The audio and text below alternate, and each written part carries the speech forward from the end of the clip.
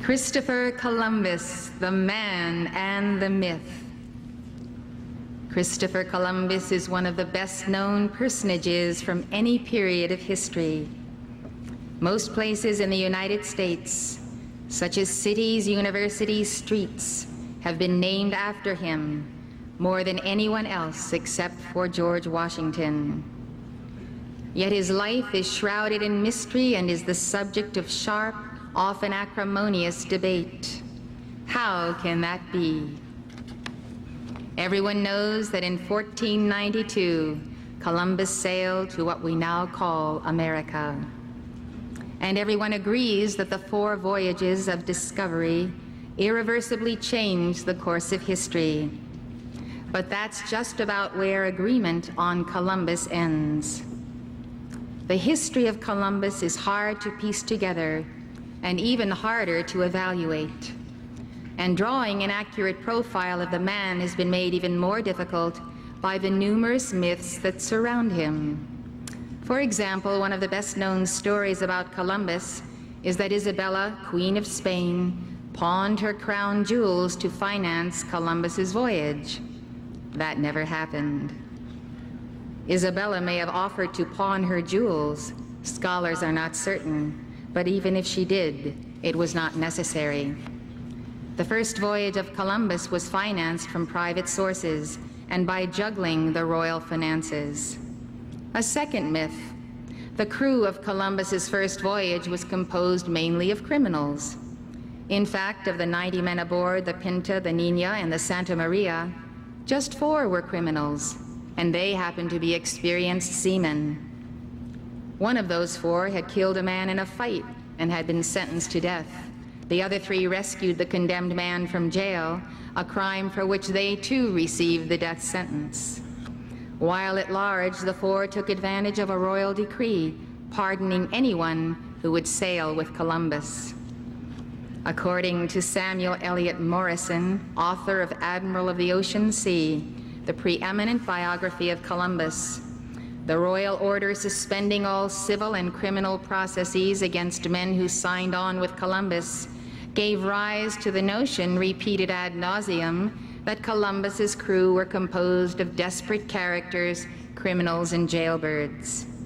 Even these 4 were not in the ordinary sense jailbirds, and at least 3 of them made good. Yet another myth. Columbus spent 6 or 7 years in Spain trying to get royal sponsorship for his voyage. During that time, the myth goes, he was the target of the jests and pointed remarks of those who did not believe his voyage was possible.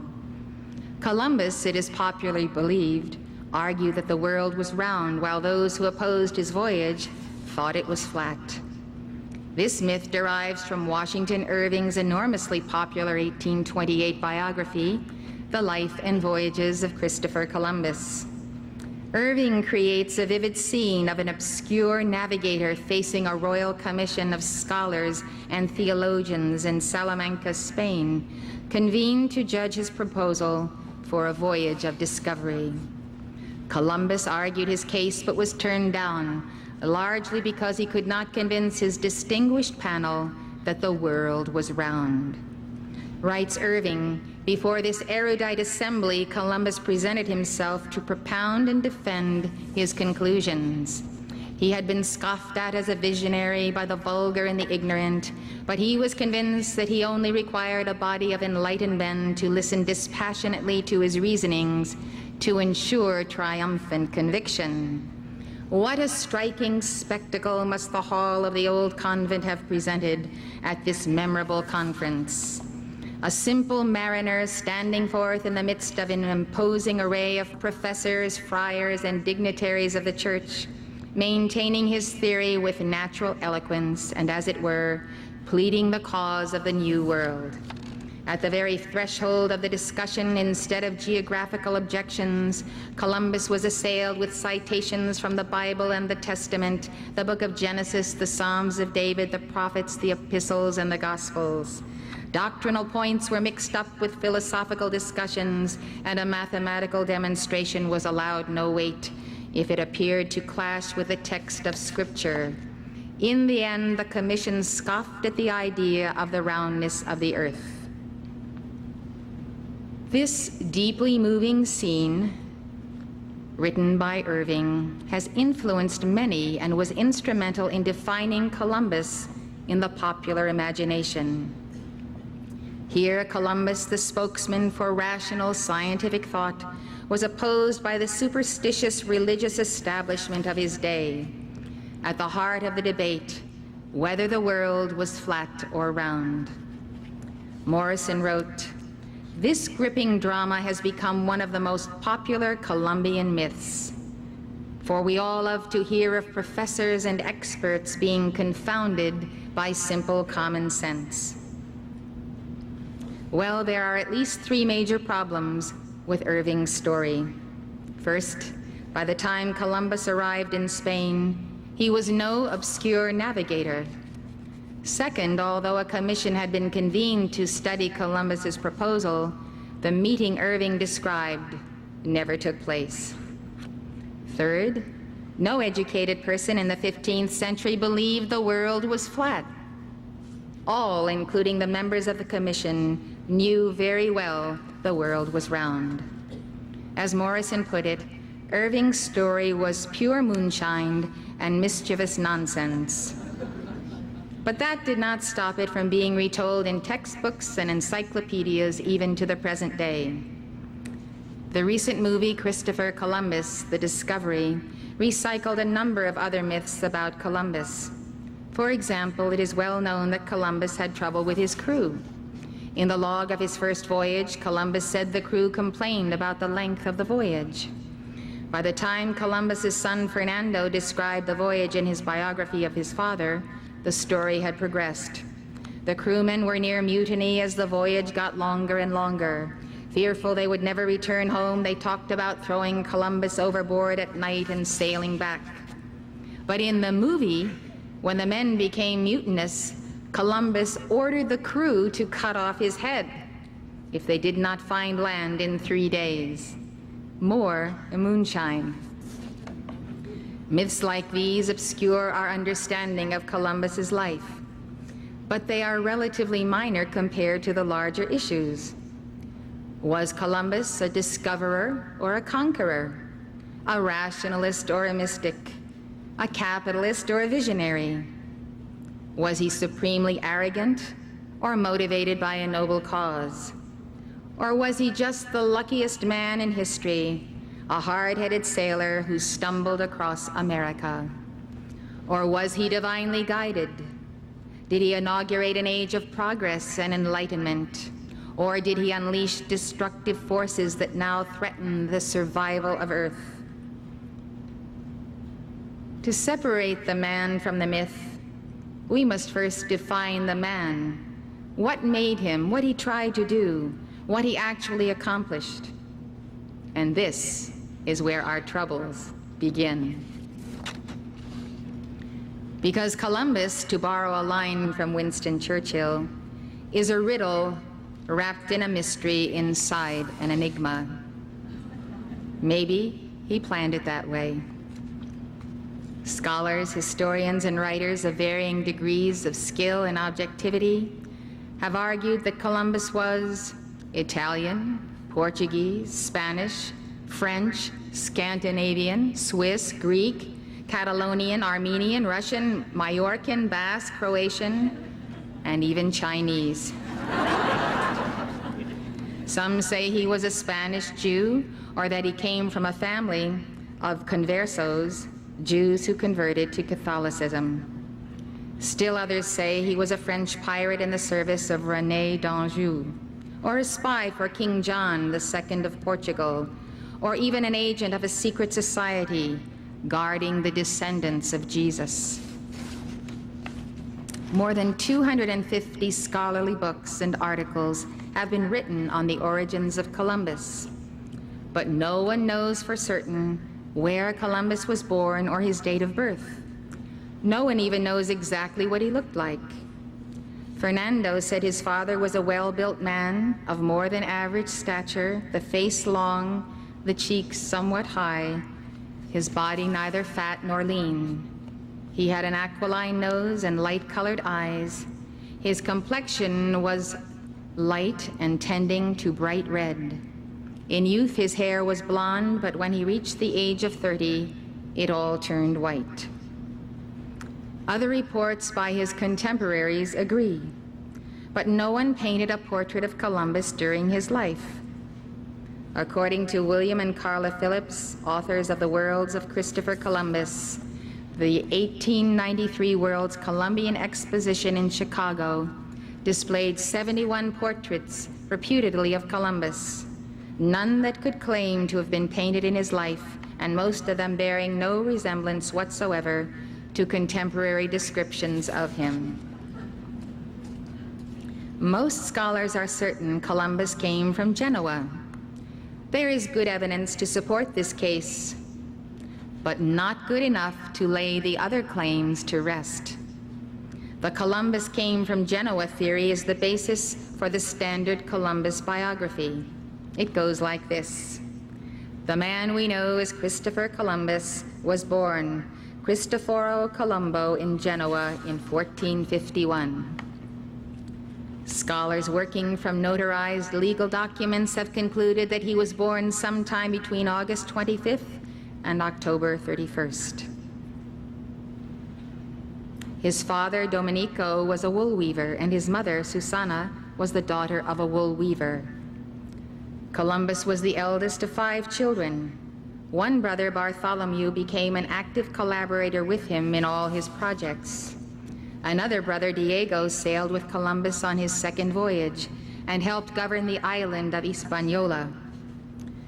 Christopher became a wool worker and worked in his father's shop, but he also began sailing when he was young. How young, we do not know. Columbus wrote that he went to sea at a tender age, but doesn't give the age.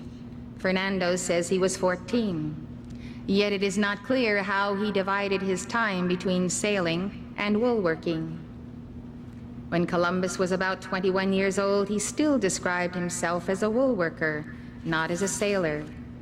But within 2 decades, about half of which he spent on land, he had become one of the greatest mariners of all time. Columbus had little or no formal education. Scholars suppose that whatever education he received was at a primitive school set up by Genoese wool workers. But Columbus was very well educated. He was well read, a prolific letter writer, and an engaging and persuasive speaker. By the time he was 30, he had become a merchant, a bookseller, and a map maker. How did Columbus first get the idea of sailing west to the east? No one knows but Christopher Columbus. Nor do they know when he got the idea. Columbus was secretive by nature and never told anyone. His son Fernando says that Columbus did not wish to reveal all the details of his plan, lest it be stolen from him. And according to Taviani, it was Columbus's practice never to tell everything to everyone, but rather to say one thing to one man, something else to another, to reveal only portions of arguments, clues, evidence accumulated over the years in his mind. If you meditate on the mind of Christopher Columbus, which is like an open book before us in this moment, because we're all so focused intently on that mind, what you get, or what I get, is that he never ceased thinking, waking and sleeping, about this one mission, this one goal, this reason for being, this reason that he was born. He thought about it, prayed about it, studied about it, talked to people about it, investigated here and there. It was his all-consuming passion. Scholars aren't even sure why someone else did not sail west first. In The Mysterious History of Columbus, John Wilford asks, why was it Columbus and not someone else who seized upon the idea and pursued it with such tenacity? Of all the questions about Columbus, this is the most important and the most mystifying. Scholars believe that Columbus developed his plan to sail to the Indies sometime during his sojourn in Portugal. That, according to William and Carla Phillips, was arguably the most formative period of his life. But historians simply do not know how the idea came to him. Some argue the plan came from intuition, others that he formulated it from reading and study. Still others have concluded that Columbus used maps and written sources only to support his conclusions. This last position seems to be backed up by Columbus's own words. In 1501, he wrote to Ferdinand and Isabella, "For the execution of the journey to the Indies, I was not aided by intelligence, by mathematics, or by maps. It was simply the fulfillment of what Isaiah had prophesied." Columbus was a deeply religious man. But with few exceptions, scholars have minimized the importance of, or completely dismissed, his religious life. Some saw Columbus as a man of action and were more interested in his seamanship. Others thought of his mystical impulses as a progressive form of disease-induced madness that did need not to be taken seriously. Scholars often said that they did not doubt the importance of his spiritual life, but then they promptly ignored it or branded the most conspicuous record of it, Columbus's Book of Prophecies, as the product of visionary fancies and mental hallucinations. Scholar Henry Vigneaud, while acknowledging that divine inspiration played a part in Columbus's grand design, concluded that since it permits no critical discussion, we need not enter it. In 1985, Pauline Moffett Watts, author of a groundbreaking study on the spiritual origins of Columbus's enterprise of the Indies, wrote, "None of the well-known 19th and 20th century Columbus scholars took seriously the possibility that Columbus's personal spirituality, or the spirituality of his age, might also have inspired him to undertake his voyages of discovery." Let's stop and examine the standard biography. It has so many implausibilities. It just does not make sense. Starting with a rags to riches, wool carder to admiral story. It portrays Columbus as a barely educated lower middle class Genoese wool worker. He was so embarrassed about his humble origins that he never mentioned them. Yet he married into one of the most prestigious, noble families in Portugal at a time when marriage across class lines was just not done. He mingled easily with the elites of his day, dukes, ecclesiastics, nobles, and kings. And then even though he was a foreigner, he was incorporated into the Spanish nobility. Not only that, he demanded and got the extraordinary offices of admiral and viceroy. Amazingly, or curiously, he used geographic information that was known in his day to be faulty, to sail directly to a series of islands more than 4,600 miles from Spain that no one had ever been to before. And he found them, exactly where he expected to find land, except that he thought he had arrived in the Indies, or did he? Using this trajectory, wool worker to admiral, as the basis for a character analysis, biographers and critics have often concluded that Columbus was the ultimate social climber. At the very least, he was proud, greedy, and arrogant. But the evidence that supports much of the standard biography is weak. For example, the claim that Columbus was Genoese is tenuous at best. There is no doubt that there was a Cristoforo Colombo who was born in Genoa in 1451 and whose father was a wool carder. It is not at all clear that Colombo, the Genoese wool worker, and Cristobal Colon, as the discoverer was known in Spain, were the same person. According to Dr. Charles Merrill, a linguist at Mount St. Mary's College and a Columbus scholar, Columbus never said that he was Genoese. If the document in which Columbus established a trust for his heirs is genuine, he said so only once. He always wrote in Spanish or Latin, never in Italian, standard or dialectical, except for 2 short and problematic notes. He was never called Genoese or Italian by Ferdinand or Isabella, or in any official documents issued by the Castilian or Aragonese chanceries. His brother Diego was naturalized as Castilian, but wasn't called Genoese in the naturalization papers. Columbus never signed his own name and never mentioned his father or mother. In fact, as Fernando noted, he deliberately chose to leave in obscurity all that related to his birthplace and family. If he ever had to sign his name, he had a little set of hieroglyphs that he would pen that nobody could decipher. The city of Genoa didn't seem to regard him as a citizen, and his son Fernando found no relatives there on trips he made after 1506. He signed letters and documents as the Admiral, as Christoferens, the Christ-bearer, or he used a pyramid-shaped grouping of initials.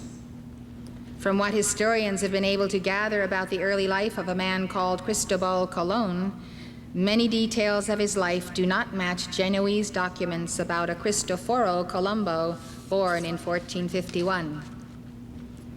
Merrill continues, and his first biographers, even those who knew him or his family, were quite vague when they wrote about his early life, as if they didn't know much about it, or knew more than they wanted to tell. The definitive proof that ties Colombo the wool worker to Colon the discoverer is a document drawn up by 3 young men of Genoa named Colombo. Morrison said that they were the discoverer's cousins. One of the 3 was known by the Genoese equivalent of Johnny. According to Morrison, Johnny, like Christopher, gave up a humdrum occupation to follow the sea. In 1496, the 3 brothers met in a notary's office at Genoa and agreed that Johnny should go to Spain and seek out his first cousin, Don Cristoforo Colombo, Admiral of the King of Spain, each contributing 1/3 of the traveler's expenses. This quest for a job was highly successful. The Admiral gave Johnny command of a caravel on the 3rd voyage to America and entrusted him with confidential matters as well. Scholars have generally accepted the authenticity of this document. For example, Felipe Fernandez Armesto, author of a respected 1991 volume called Columbus, said the document in question is one of unimpeachable authenticity.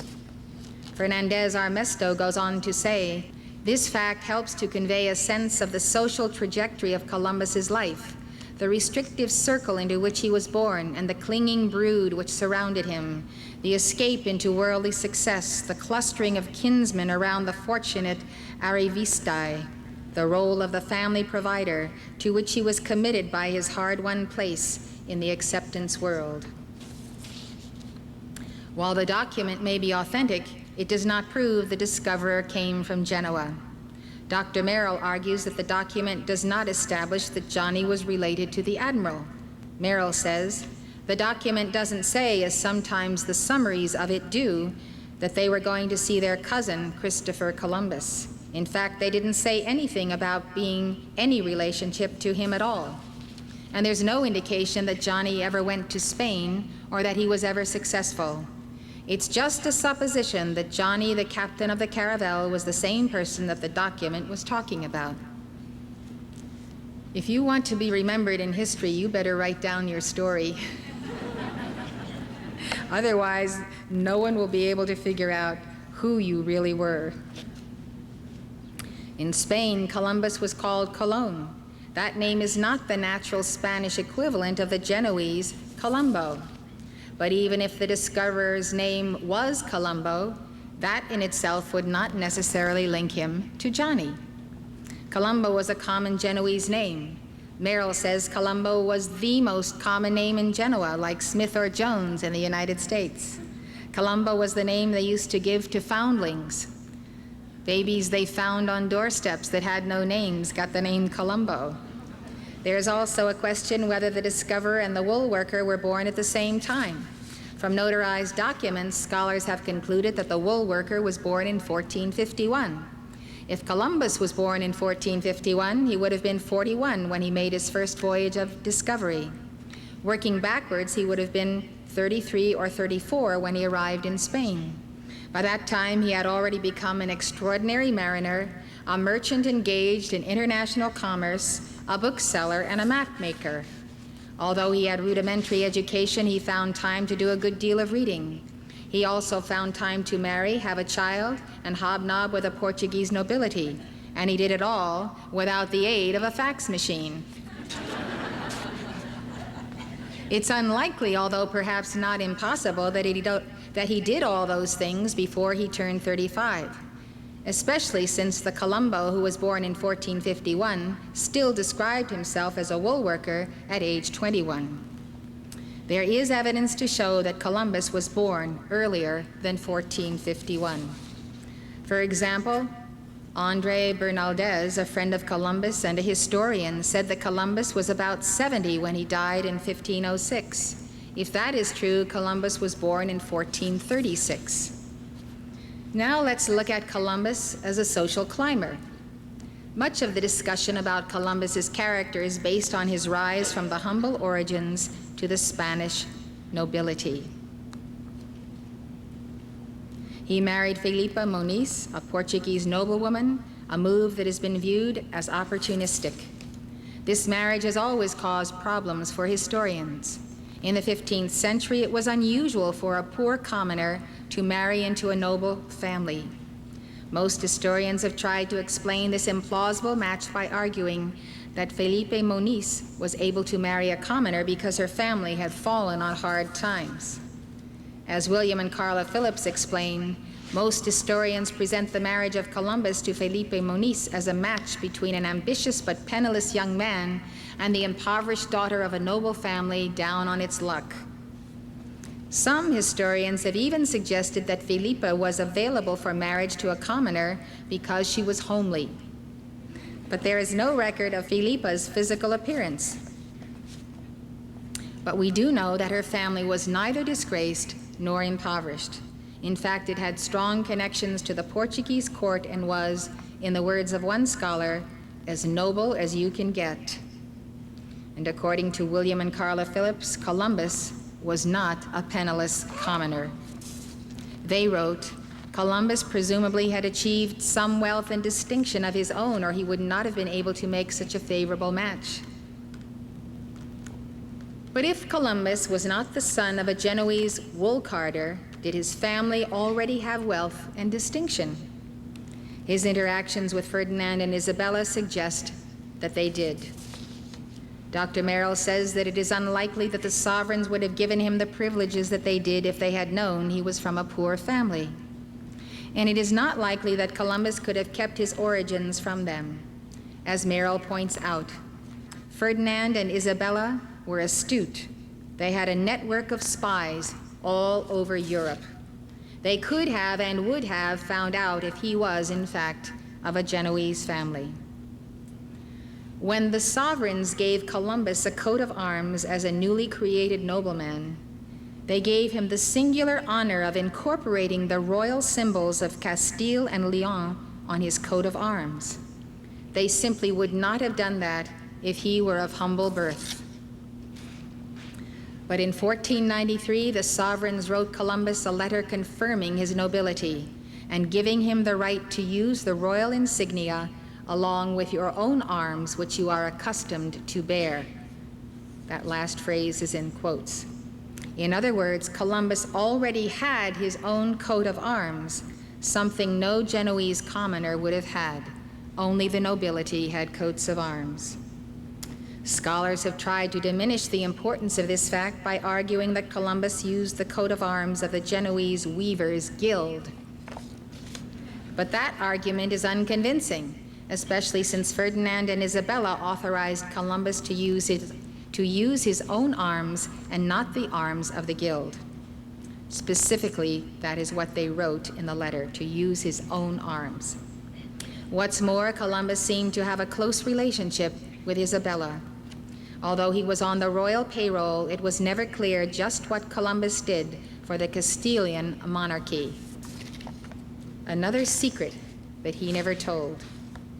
A bookkeeping entry by a royal accounting clerk shows that he gave money to Christopher Columbus, foreigner, who is here on Her Majesty's secret service.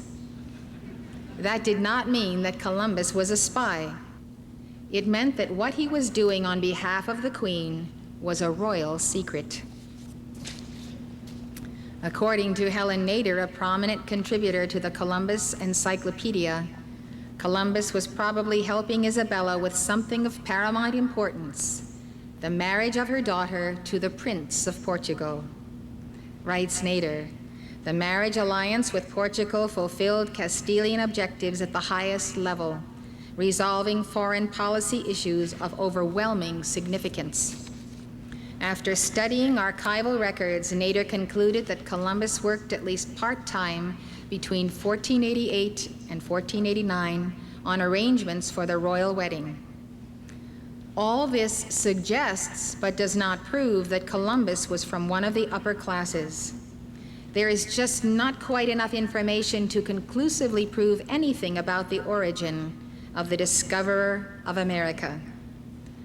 According to Robert Fuson, an authority on Columbus, this veil of mystery surrounding Columbus's personal background is not an accident of history. It is in large part Columbus's own doing. There is ample evidence that Columbus altered his identity, keeping many facts from his own sons. His brother Bartholomew was obviously in on the cover-up, but even Bartholomew's life has been obscured. But why all this secrecy? Was the admiral of higher birth than many suppose? Historian Frederick Pohl thinks so. Others as well hint at a blood link to a royal line. The standard biography has plenty of other problems. For instance, there is no record of Columbus having been aboard the ship that supposedly took him to the Isle of Chios, or the ship that sank off the coast of Portugal and thereby facilitated his arrival at Lisbon. William and Carla Phillips have concluded that the traditional story about Columbus arriving destitute at La Rábida in 1485 is a sheer fabrication. Columbus was not poverty-stricken when he arrived in Spain, and new evidence strongly suggests that Columbus did not stay at the monastery until 1491. In fact, so much of the standard biography is now known to be wrong that Nader says studies published before 1980 are romantic fictions. Even though it is a crucial part of the standard biography, there is simply no documentary evidence to verify what Columbus said to the Talavera Committee, and no primary evidence to verify that he showed them maps or charts. And finally, there is no record that the Talavera Committee ever issued a report. In fact, Foster Provost, author of Columbus, an annotated guide to the scholarship of his life and writings, does not think that Columbus's enterprise was ever rejected by any committee. But even if it was, Provost argues that it didn't make any difference because it's clear the sovereigns were interested in Columbus's enterprise. As soon as they got finished with what they said they were going to do, namely beat the Moors, they immediately were in touch with Columbus.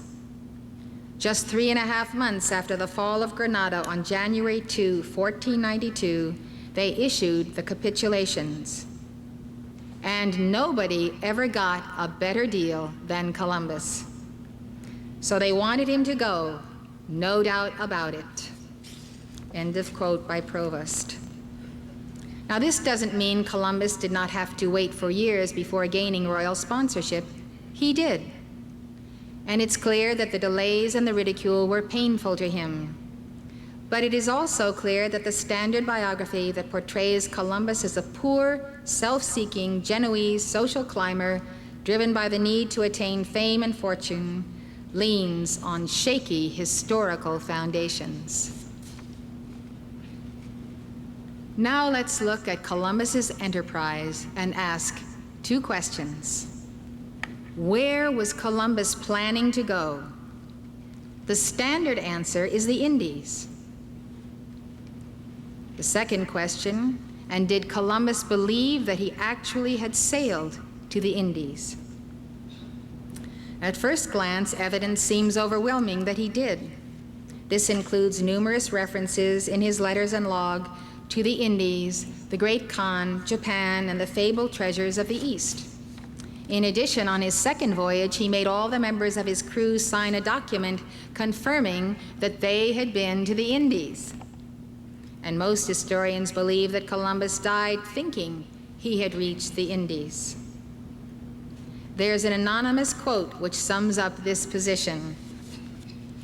When he started out, he didn't know where he was going. When he got there, he didn't know where he was. And when he got back, he didn't know where he had been. Highly unlikely. But there's also persuasive evidence that Columbus did indeed know where he was going, and that it was not the Indies. Let's look at this evidence. First, in the capitulations and titles, the contracts Columbus signed with Ferdinand and Isabella, there is no mention of the Indies.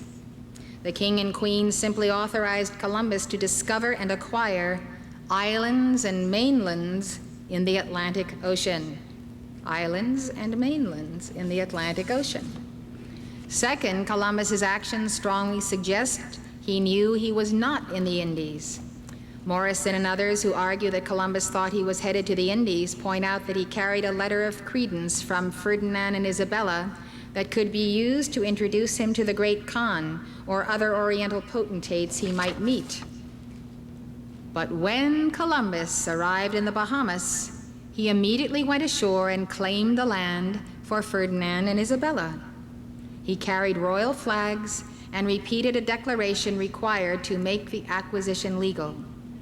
He did this in full view of the natives, without the protection of an army, as if he had prior knowledge that he would not be in any danger from the forces of an Asian prince.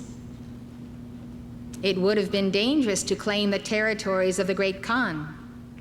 Yet Columbus showed no fear of claiming lands belonging to the Great Khan or any other Oriental ruler. Moreover, while supposedly seeking Japan or the mainland of Asia, Columbus continued to sail around, claiming islands for Ferdinand and Isabella. The writings of Marco Polo depicted China and Japan as advanced, opulent societies with streets of marble and roofs of gold. Yet Columbus carried worthless trinkets with him on his voyage. Could Columbus have brought glass beads and cheap bells to trade with the Great Khan? No! But that's exactly what he would bring if he was expecting to find people who were technologically inferior to the people of Europe. In fact, that's what the Portuguese had brought to Africa to barter with the natives, and Columbus knew it. There are other indications that Columbus knew he was not in Asia. He kidnapped a number of natives to bring back to show the King and Queen of Spain, and he made plans to colonize the islands. For years, scholars have debated whether or not Columbus was headed for the Indies, or islands and mainlands in the Atlantic. Those who think he was headed for the Indies have the upper hand in academic circles, but it's often difficult for them to defend their position. For example, Morrison wrote, "Surely the reader will ask, you do not suppose that Ferdinand and Isabella were so simple as to suppose that 3 small vessels with 90 men could sail into a harbor of Japan or China and simply take over?" The answer is yes, they were as simple as that. That is Morrison's conclusion, that the king and queen were so simple and simple-minded that they couldn't figure this out. The truth of the matter is, they were not simple. Ferdinand and Isabella were sophisticated rulers, and Ferdinand's area of expertise was international diplomacy. Furthermore, they had just spent years trying to subdue the tiny kingdom of Granada. They knew only too well that taking over was anything but simple. A case can definitely be made that Columbus knew where he was going. All who believe that Columbus knew where he was going, please stand up. Maybe you were there. Were you the islanders or were you his crew? Well, you were all there to welcome him, right? We know that Columbus picked a nearly perfect path to sail from Spain to the Bahamas, and that he sailed north and picked a nearly perfect path back to Europe. He also seemed to know just how far his destination was. According to Fernando, Columbus told his crew not to expect to find land until they had gone 750 leagues from the Canaries, just about the distance of the first landfall. One could argue that Columbus merely miscalculated the distance between Europe and Japan, using his narrow ocean theory. But if Columbus did not think he was headed to the Indies, how did he know just where to expect land? How did he know he would find lands that he could claim? How did he know he would find people who would be delighted with trinkets? No one knows for sure. But Las Casas was certain that Columbus knew just where he was going and just what he was going to find. He wrote, "Columbus was as sure as if he had already been there in person. I myself have no doubt about his certainty." He also wrote, "He was as sure he would discover what he did discover and find what he did find as if he held it in a chamber under lock and key." As I mentioned earlier, Ferdinand and Isabella also suggested that Columbus had foreknowledge of the islands he discovered.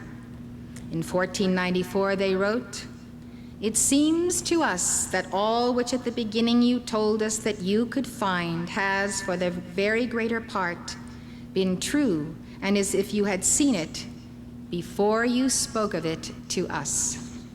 Throughout history, Columbus has had friends and enemies. During his own life, people laughed at him and his enterprise. After he had sailed to the New World, some were jealous of his power and tried to undermine his authority. But Columbus had many powerful friends among the clergy and the nobility, a Columbus lobby, if you will, who helped him out at critical turning points in his career. Some scholars make this statement: "For 5 centuries, Columbus has been criticized and praised, but until recently, the judgment of history has generally been positive. Columbus has been seen as a pivotal figure in history, the man who initiated the modern age. His discovery unified the world and set in motion the process of global integration." According to Charles Van Doren, author of A History of Knowledge, the discovery of America is probably the single greatest addition to human knowledge ever made by one man. The discovery of the New World transformed the Old World. Before 1492, Europe was cynical and pessimistic, but after Columbus's discovery, Europe's outlook changed. Men began to wonder if a golden age might lie in the near future. The discovery of the New World gave a powerful impetus to the Renaissance and the Enlightenment. Columbus had a special place in the American psyche. According to William and Carla Phillips, from the very beginning of the United States as an independent nation, Americans took Columbus as one of their national heroes. 19th century Americans identified Columbus with the spirit of the frontier, with the heroism of people leaving the security of settled homes to search for a new life. They applauded his invention of bold new ideas and viewed his life as a challenge to outmoded tradition and repressive authority. They celebrated his life as the triumph of a heroic individual, standing alone and unafraid against society's ingrained prejudice. In short, Americans appropriated Columbus as a symbol of everything they admired in themselves as a nation. Yet would you know it? Today, Columbus is on trial in America. He has been accused of everything from greed and dishonesty to torture and murder to ecocide and genocide. I would like to address these charges, starting with the charge of dishonesty. Kirkpatrick Sale is the author of The Conquest of Paradise, a book highly critical of Columbus's legacy. Sale argues that Columbus is dishonest, and he builds on this assessment to attack virtually every aspect of the discoverer's life and character. Sale was the star witness at a mock trial of Christopher Columbus organized by the University of Minnesota Human Rights Center. During the mock trial, Sale testified, Columbus was not a truthful man. He cited as evidence the deception in the log on the first voyage, in which he apparently kept two quite different logs to deceive the crew.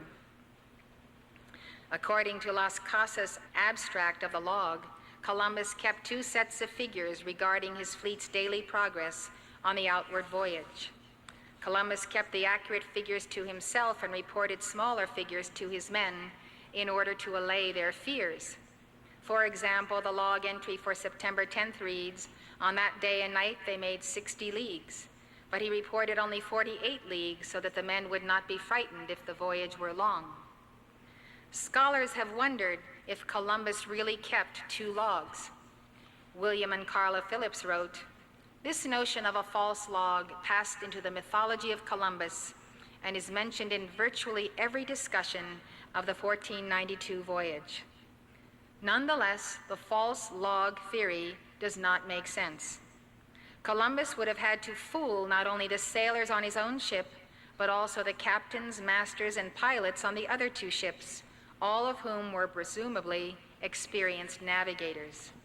A much more likely explanation for the dual calculations is simply that Las Casas misunderstood the diary. Instead of making a false log for the crew, Columbus first calculated the distance traveled by a method he had learned as a young mariner. Then he calculated the equivalent in terms the crew understood. The mysterious and slightly sinister false log that Las Casas postulated may be no more mysterious than that, and not sinister at all. End of quote by the Phillips. Now I will address the accusation of genocide. Some of the other charges made against Columbus are complex, but not genocide. Russell Means, a leader of the American Indian movement, said that Columbus makes Hitler look like a juvenile delinquent. The basis for this charge is that following Columbus's voyage to the New World, the populations of the Indians dropped precipitously, and some tribes, like the Tainos, were completely wiped out. Researchers estimated the Indian population of Hispaniola to be about 8 million prior to 1492. 20 years later, it was about 28,000. According to Sale, this is more than a decimation, it is a carnage of more than 99%, something what we must call closer to genocide. End of quote. The loss of life was a colossal tragedy. Indian populations in the New World, which numbered about 40 to 50 million people prior to 1492, were decimated. Within 50 years, there were only 2 to 3 million left. But it was not due to genocide.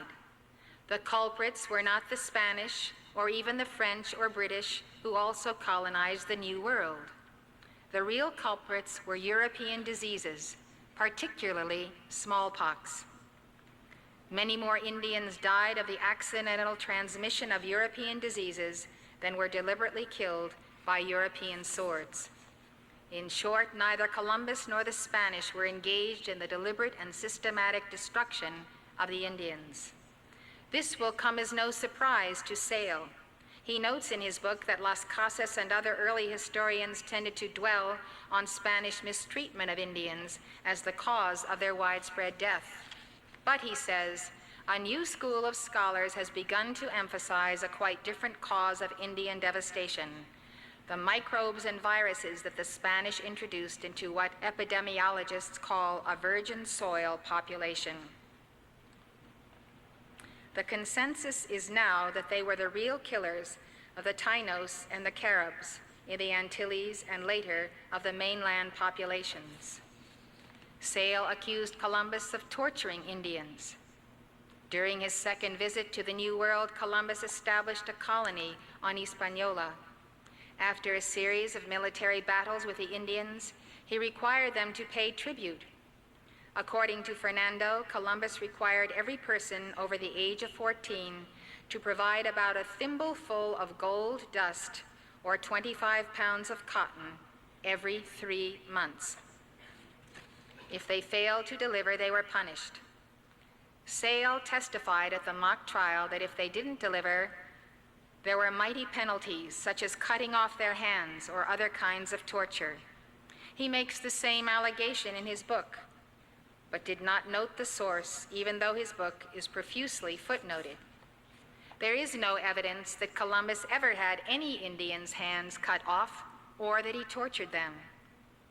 Sale combined Fernando's report that the Indians were punished if they failed to deliver some gold with Las Casas' report that some Spaniards who came to the New World after Columbus cut off the hands of some Indians. But Las Casas never said that Columbus cut off the hands of the Indians. Columbus's critics have falsely characterized him as cruel, recounting his actions out of the historical context. He lived in a violent age in a nation that had what we would consider to be extreme forms of punishment. What some Spaniards did to the Indians, which Columbus was blamed for, were what Spaniards did to each other. For example, Oliver Dunn and James Kelly, the translators of the definitive edition of Columbus's log, note that if a ship's clerk or anyone else made a false entry in the ship's register, he could lose his right hand, be branded, and have his possessions confiscated. On his first voyage, Columbus seized 6 Indians to serve as interpreters and guides. Sale says that this act may be fairly called the birth of American slavery. Then in 1495, Columbus sent 550 Indians to Spain as slaves. His behavior is shocking by 20th century standards, but it was not out of the ordinary in his day. Columbus's contemporary critics often judge him by a moral and legal code that simply did not exist in his day. In a brief filed on behalf of Columbus during his mock trial, Priscilla Levy argued, quote, "There are those who are quick to condemn Columbus for his mistreatment and enslavement of the Indians, without knowing anything about his motives or reasons for initiating such actions. One may understand more fully Columbus's attitude toward slavery when realizing its commonality among nations during that period. Slavery was in full swing, practiced on a grand scale as a result of Spain's 800-year war with Islam. The Moors had dwelt in Spain since 711 AD. When they had been driven from their homes in the 1480s, a good portion of the people were sold or given into slavery. Ferdinand obtained complete possession of the persons and property of his victims. Slavery was a customary practice of those times, sanctioned by its ruling monarchs and the Catholic Church. End of quote by Levy. Sale is wrong when he says that Columbus initiated slavery in America. It was already being practiced by the natives when he arrived. The accusations against Columbus must be seen against the backdrop of two things. First, all that came out of the conquest of the New World was not bad. Those who see the value of progress, the evolution of political liberty, the democratization of wealth, the conquering of many common diseases, can trace it back to the forces Columbus unleashed with his discovery. Second, Columbus did not, as Sale argues, engage in a conquest of paradise. The Indian tribes of America were every bit as cruel and corrupt as the nations of Europe, and more so. According to historian Arthur Schlesinger, Jr., the Aztec, Mayan, and Incan empires were theocratic military collectivisms, quite as arrogant, cruel, and ethnocentric as the Europeans who demolished them. Far from living in harmony with nature, the Maya evidently brought about their own collapse by deforestation and other destructive agricultural practices that upset the rainforest ecosystem of Central America. Far from living in harmony with one another, the Mayan city-states appear to have been engaged in constant warfare with prisoners ritually tortured and decapitated. End of quote from Schlesinger. The Incas forcibly resettled entire populations. The Caribs practiced ritual cannibalism. The Aztecs practiced ritual sacrifice. The Aztecs did not force those they captured in war into slavery. They cut out the beating hearts of their captives in order to propitiate the sun god. Asks Schlesinger, given Aztec customs and methods, what, one wonders, would have become of the hapless inhabitants of Spain and Portugal if the Atlantic crossing had been reversed and the Aztecs or Incas had conquered Iberia? According to Schlesinger, one must hope that by the 20th century the Aztecs and the Incas would have learned to read and write and would have abandoned their commitment to torture, obsidian knives, and blood-stained pyramids. But they would most likely have preserved their collectivist cultures and their conviction that the individual had no legitimacy outside the theocratic state, and the result would have been a repressive fundamentalism comparable perhaps to that of the Ayatollah Khomeini in Iran. Aztec and Inca traditions offer little hope for the status of women, for equality before the law, for religious tolerance, for civil liberties, for human rights, and for other purposes deriving uniquely from European culture. End of quote. Sale's case against Columbus is intellectually dishonest. He distorts the facts when it suits his needs. He judges Columbus, a 15th century man, by 20th century standards. He falsely painted the Americas as paradise.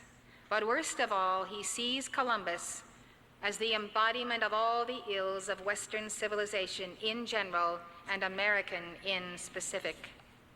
Thus, he has created a Christopher Columbus who is an arrogant, upwardly mobile, greedy capitalist who rapes the environment and crushes the little people when it suits his needs.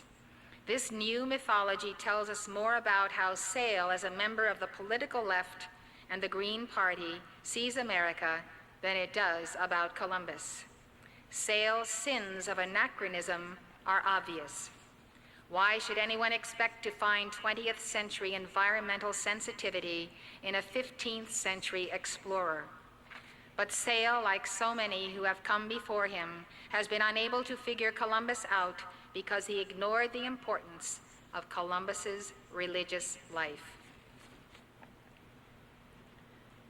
Scholars have had a difficult time coming to grips with Columbus's spiritual life.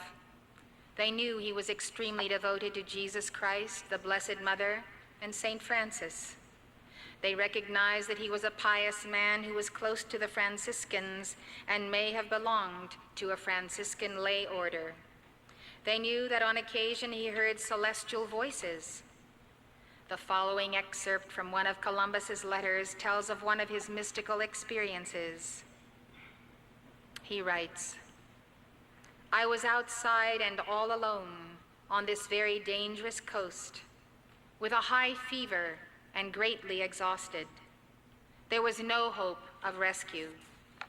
In this state, I climbed in pain to the highest point of the ship and called in tears and trembling to your Highness's mighty men of war in all the four corners of the earth for succor, but none of them answered me. At length, groaning with exhaustion, I fell asleep, and I heard the most merciful voice saying, "O fool, so slow to believe and to serve thy God, the God of all. What more did he do for Moses or for his servant David? He has had thee in his care from thy mother's womb. When he saw thee a grown man, he caused thy name to resound most greatly over the earth. He gave thee the Indies, which are so rich a part of the world, and thou hast divided them according to thy desire. He gave thee the keys to the gates of the ocean, which were held with such great chains. Thou was obeyed in many lands, and thou hast won a mighty name among Christians. What more did he do for the people of Israel when he led them out of Egypt, or for David, that shepherd boy whom he made a king in Jewry? Turn thyself to him and acknowledge thy sins. His mercy is infinite. Thine old age shall not prevent thee from achieving great things, for many and vast are his domains.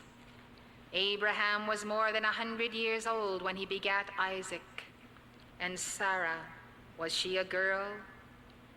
Thou criest for help with doubt in thy heart. Ask thyself, who has afflicted thee so grievously and so often, God or the world? The privileges and covenants which God giveth are not taken back by him, nor does he say to them that have served him that he meant it otherwise, or that it should be taken in another sense. Nor does he inflict torments to show his power. Whatever he promises, he fulfills with increase, for such are his ways. Thus I have told thee what thy Creator has done for thee and for all men. He has now revealed to me some of those rewards which await thee for the many toils and dangers which thou hast tendered in the service of others.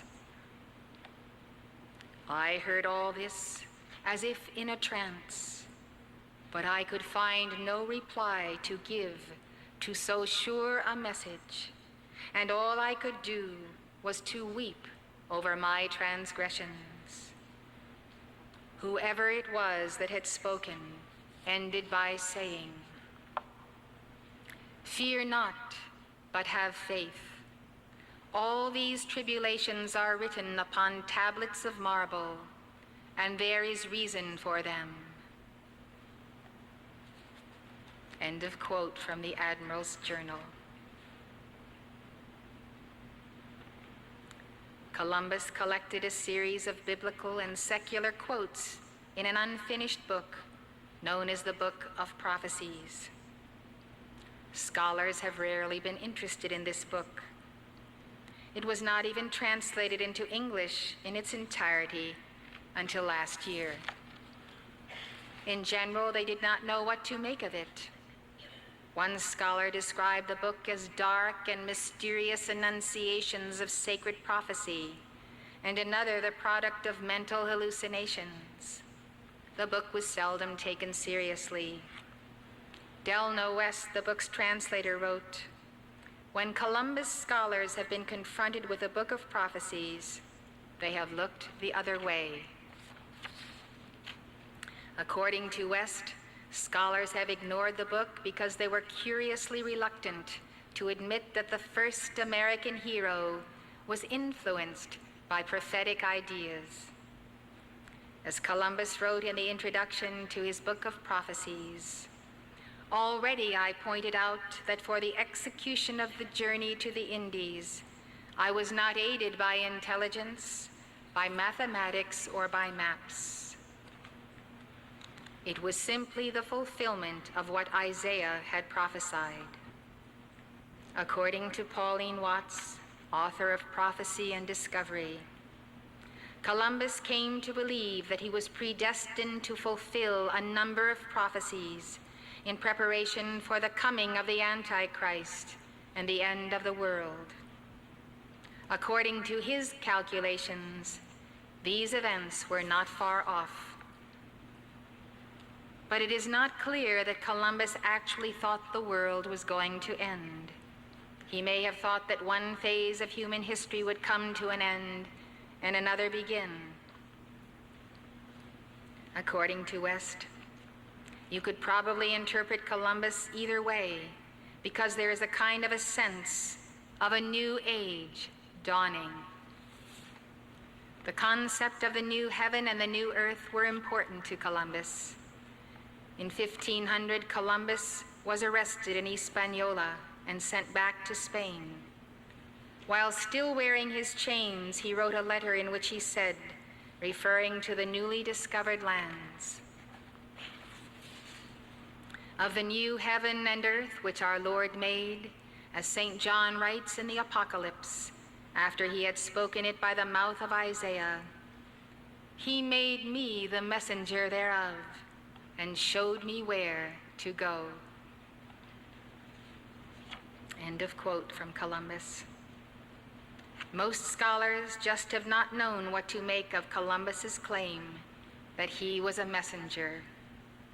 One scholar concludes that Columbus saw himself as the Christ-bearer of the new age. There are two themes that run through the book of prophecies. According to Professor Watts, the first theme is a virtual obsession with the recovery of Mount Zion, symbolized by the Holy Land. The second is Columbus's preoccupation with the final conversion of all people to Christianity. According to Watts, Columbus's ultimate goal was the recovery of Jerusalem from the infidel Muslims and the liberation of the Holy Land. Columbus searched for gold to enable Ferdinand and Isabella to conquer Jerusalem.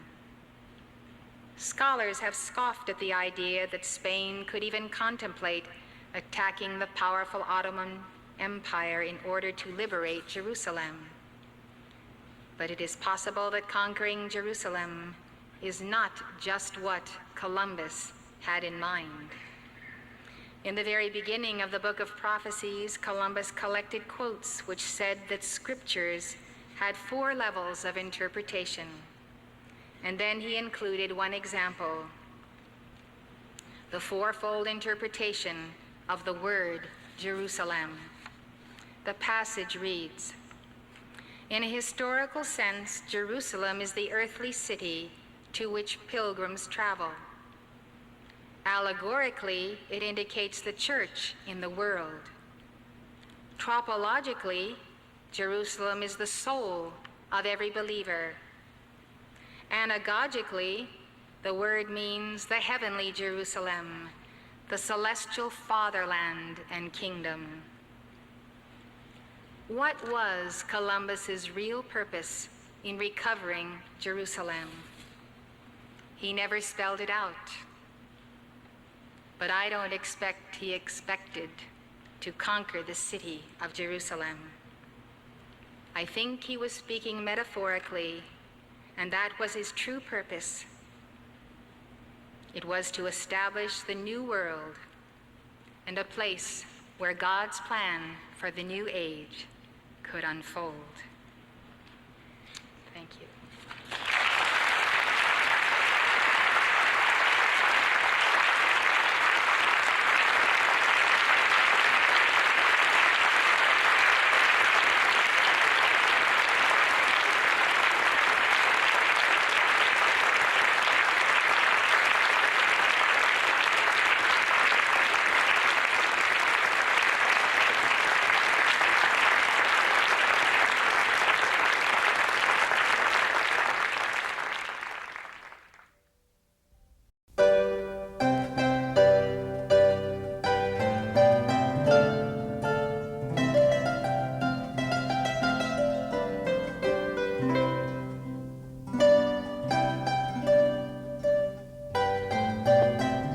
The preceding program was presented by Summit University, Box 5000, Livingston, Montana, 59047, 5000.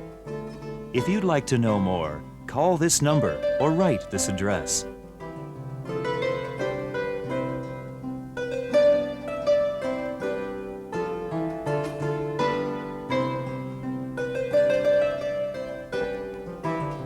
For your free copy of Elizabeth Clare Prophet's best-selling book, The Human Aura, call this toll-free number, 1-800-323-5228. This is a limited-time offer, so call now for your free book. That's 1-800-323-5228.